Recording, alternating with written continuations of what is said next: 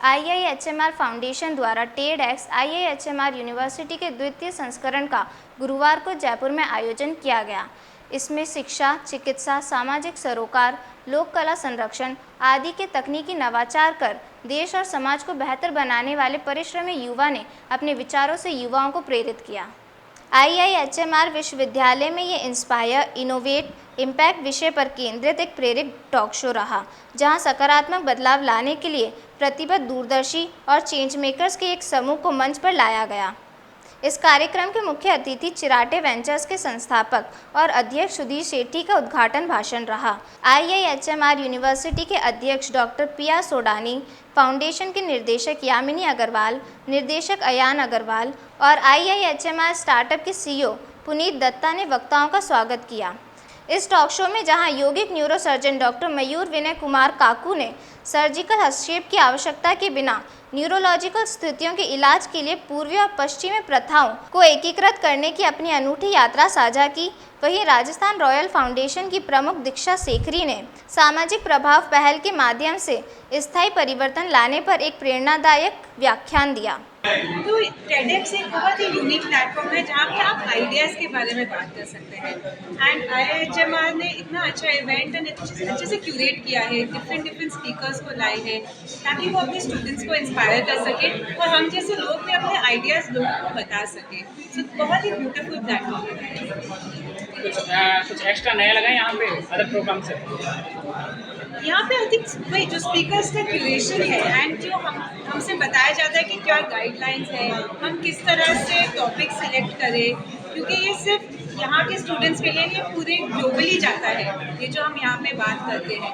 And ये बहुत अच्छे से ऑर्गेनाइज किया है इन्होंने। हमारा टेक्निकल चेक किया था कल, बहुत अच्छे से इन्होंने हमें सारे टॉपिक्स के बारे में बताया, हमारी स्पीच सुनी, हमारा पूरा प्रेजेंटेशन अच्छे से हेल्प किया हमें। तो बहुत ही वेल ऑर्गेनाइज इवेंट है एंड साथ में उन्होंने स्पीकर्स को बहुत अच्छे से सुना। मैं एक न्यूरोसर्जन हूँ और मैं बचपन से ही योगा का अभ्यास करते आ रहा हूँ और मेरे सर्जरीज के साथ मैं लोगों को योगा का अभ्यास भी सिखाता हूँ।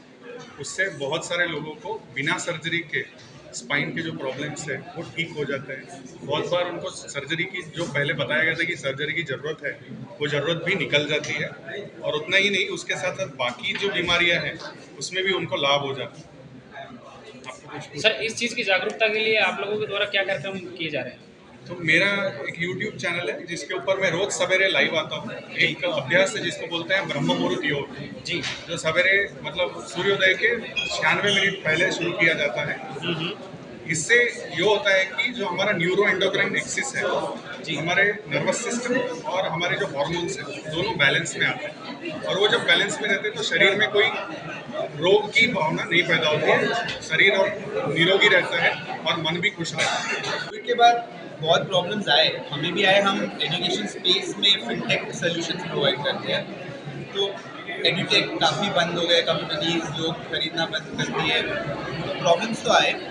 पर इसका कोर क्या होता है ना, कोई भी कंपनी आप चलाते हो, एडुटेक हो या फिनटेक हो, मेन पर्पस होता है आप किस कारण की वजह से कंपनी चालू की। ऐसा नहीं कि कौन खरीद रहा है तो मैं कंपनी आगे ले जा रहा हूँ, किसी ने नहीं खरीदा तो नहीं लेके जाऊँगा। अगर आपको पता है कि इसका रीज़न है जो भी कस्टमर को फ़ायदा हो रहा है, वो अगर सच में फ़ायदा होगा ना तो आपका कंपनी कभी लॉस में नहीं जाएगा। अगर वो फ़ायदा नहीं हो रहा है तो आपने एक हार्ड तरीके से ये सीख ली कि इस तरीके से मैं फ़ायदा नहीं करा पा रहा हूँ एंड कस्टमर को, तो तरीका बदलना पड़ेगा, कोई और तरीके से वही पर्पस सॉल्व हो सकता है। तो हम लोगों का बिलीव यही था कि हमारा एक पर्पस था एक्सेस टू क्वालिटी एजुकेशन, उसको हम लोग को ऊपर लाना, ज़्यादा बच्चे इस एक्सेस को ले पाए। तो हम लोगों को भी जब लॉसेज हुए हम लोगों ने तरीका बदला।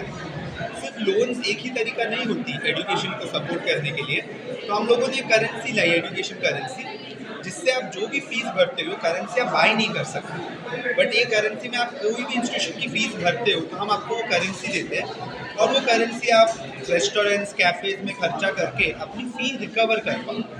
तो पर्पस तो हमारा सेम था कि इनकी अफोर्डेबिलिटी बढ़ानी है, ज़रूरी नहीं है सिर्फ लोन से बढ़ानी।